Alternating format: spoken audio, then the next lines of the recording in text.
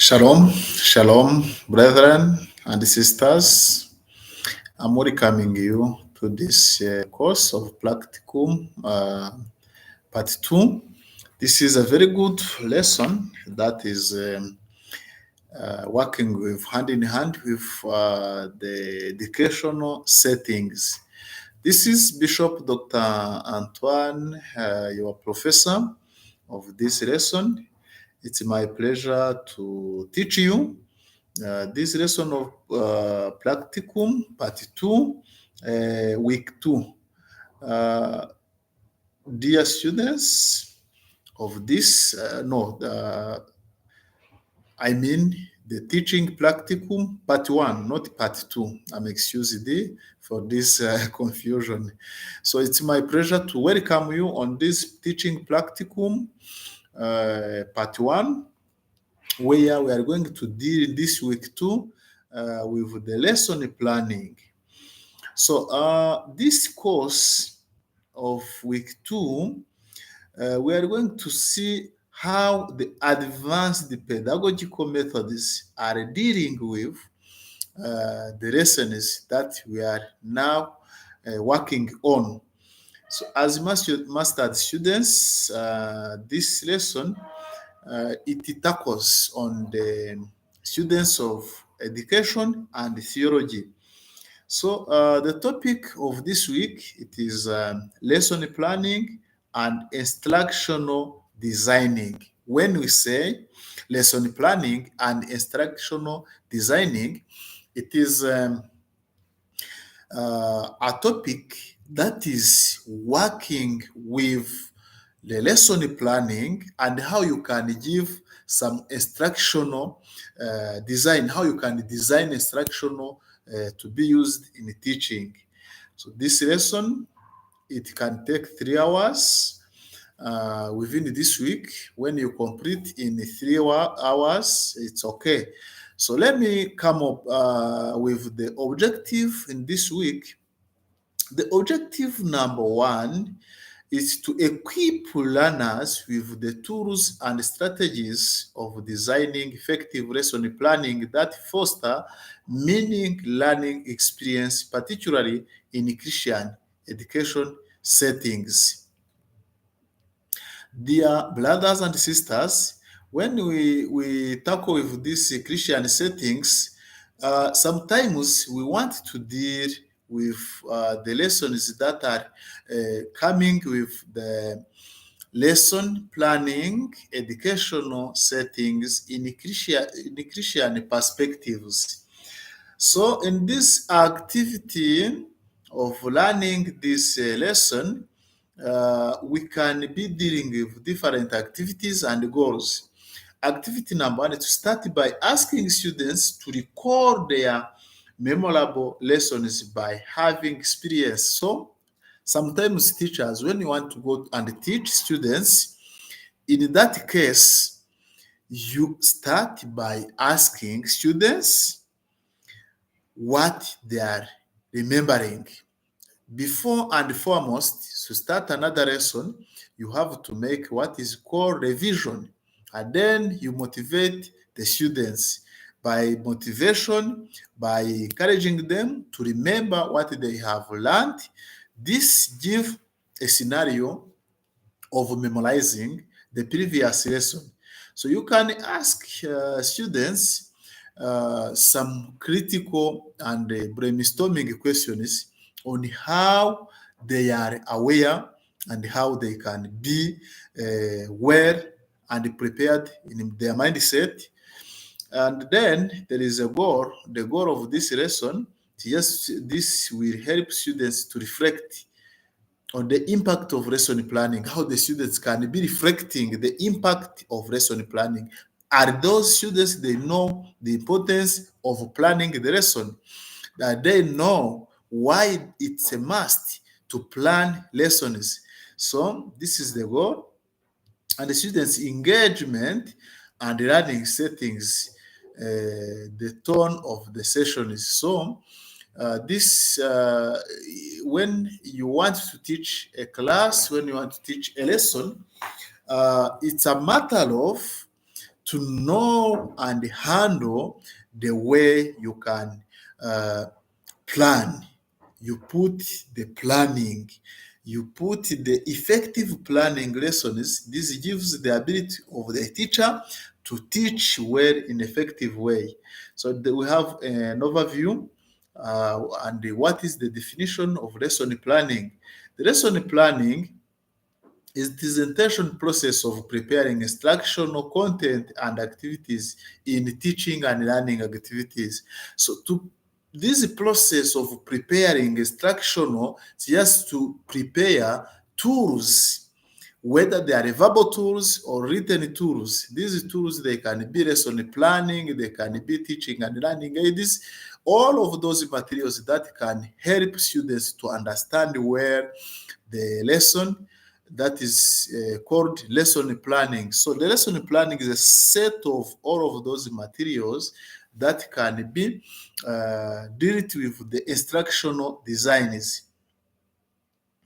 And I want to come up with the lesson planning. When you are planning a lesson, you have to consider three key points. One, there is introduction, there is a body, and a conclusion. In introduction, it's where you give heading of your lesson, the objectives, and then the target, number of students. Within the body, it's where you have to develop your lesson methodologies, teaching methods, whether you can use different methods, and then within the developments where you develop the whole content, and then you read and then you revise. Remember, on this you have to know also to minimize the level of the content to the audience. The audience, I mean the students. So brethren, within this course, you can even deal with the objectives. When you cannot plan a lesson without objective. So the objective is a must. Each lesson has to have the objective. This objective must be smart. When we say smart, the objectives must be smart. The smartest is there. So that's why you can have the specific, measurable, or measurable, achievable, and relevant within the time-based or time-bound. So the objective can be realistic, the objective can be specific, they can be measurable, achievable, and relevant, then go hand in hand with the time bound. You can say by the end of this lesson, students will be able to do IBCD. Those are the objective you are setting. In this case, it is very, very smart. They have to be clear. When we say that the objective must be clear, they have to have the clear content, the clear meaningful. Then we can even combine what we call Bloom's taxonomy on how you can bring this critical thinking, and then you have to introduce the Bloom's taxonomy to demonstrate how to create objectives from the big or from the highest to the lowest, or from the lowest to the highest. So in this Bloom's taxonomy, remember you have to deal with these three features. One is remembering. Remembering in lesson planning, it's a must. So applying these principles of Bloom's taxonomy, you bring this remembering where students have to recall the key events, like how you can ask students if they remember that Jesus Christ was crucified. We have understanding to understand very well the content. So in Bloom's taxonomy, students must be understand the content. And then there is applying, to put in application how the students are applying with the biblical teaching of forgiveness and the contemporary issue. So in applying, it's how you put things into practice. So then when you are planning, you have to deal with the objective, the heading of the lesson, and then the content. I was saying the content also has to outline the main content, the key considerations. So the content has to be developed in the details of the content. So within your content, it's where you give all of the details you want to teach. Then you have to measure your content that it goes hand in hand with the time.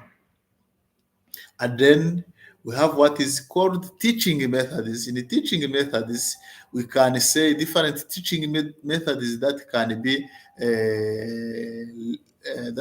be find out. And under these teaching methods, you can say, excuse me, we can talk about lecturer-based instruction, how you can lecturing. A lecturer is delivering the content to the students, and then you lecture. You lecturer based instructional. Collaborative learning, it's another method, how students they are interacting, how they are cooperative, how they are cooperating with the teachers. Then we have project-based learning. On this project-based learning, students work on extended projects. Here, they can be dealing with some extended project, some researches, and so on and so forth. And then you can bring even these case studies on how you can bring that some findings. When you get on the case studies, it's okay, and then incorporate Christian education. For example, you can using project-based learning as a teaching and learning process. And then there is also lecturing.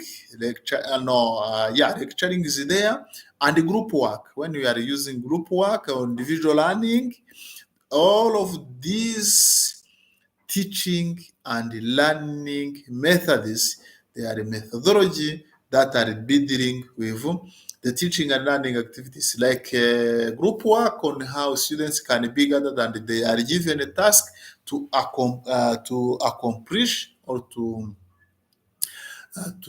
finish. So students, my dear students, the lesson planning, it is a core value. When you are a teacher, you have to plan, you have to try to read, and then don't use yellow notes, try to use the updated note. Then when you are planning, you cannot leave out the assessment.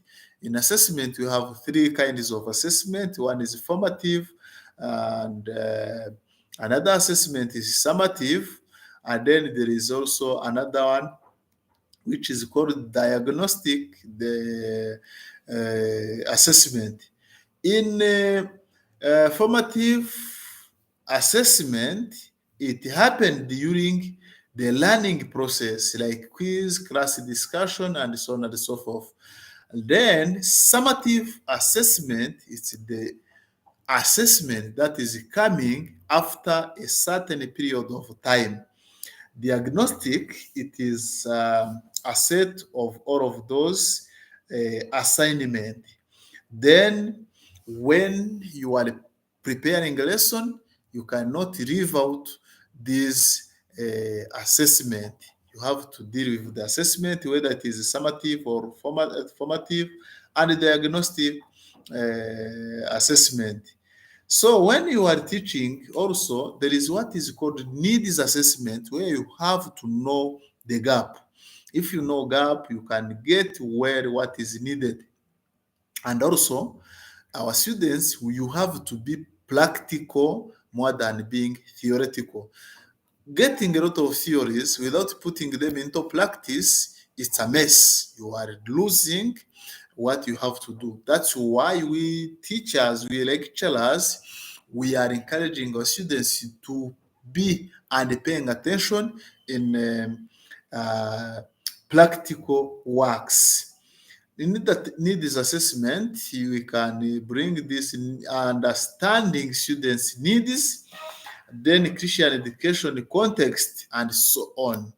My dear students, I'm welcoming you to this lesson of CE 3 CE 30. This is the code 5. CE 305, teaching practicum. So on lecturer based, you can deal with and you see how the questioning technique, on how you can use multimedia, how you can use questioning techniques, on how you can ask questions.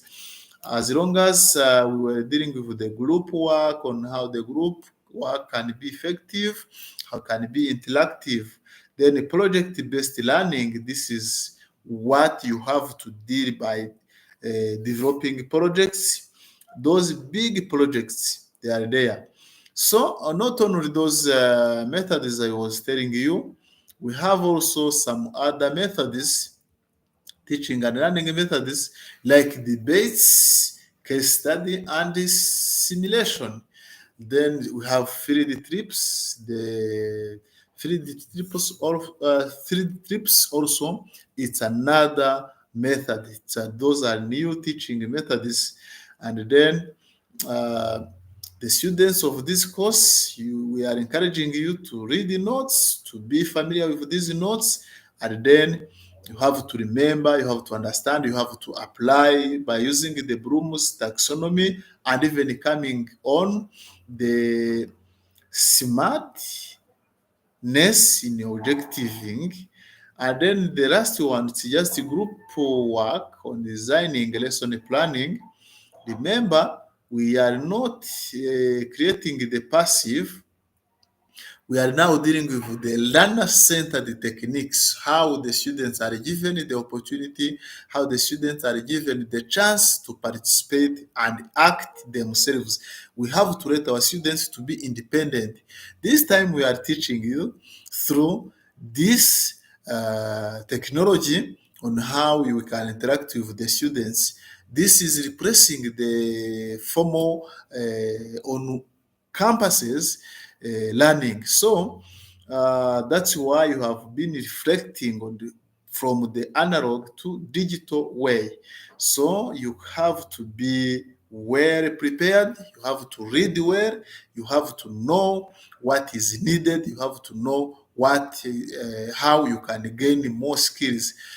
And then I'm wishing you the blessing from part of this teaching, and also I'm telling you that the chat room is opened, and then anytime, any hour, you want my advice, you want my answer from the questions asked, please, you have to let us know.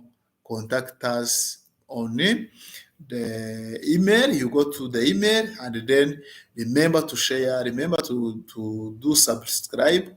And then, as long as you are learning, I'm wishing you the good teaching and learning activities. May Almighty God bless you, and we are waiting for you to see that you are performing well the lessons. It will be my pleasure to see you all, you who are getting highest score. May God bless you in the name of the Father, and of the Son, and of the Holy Spirit. Take care, and let us meet next week on week 3.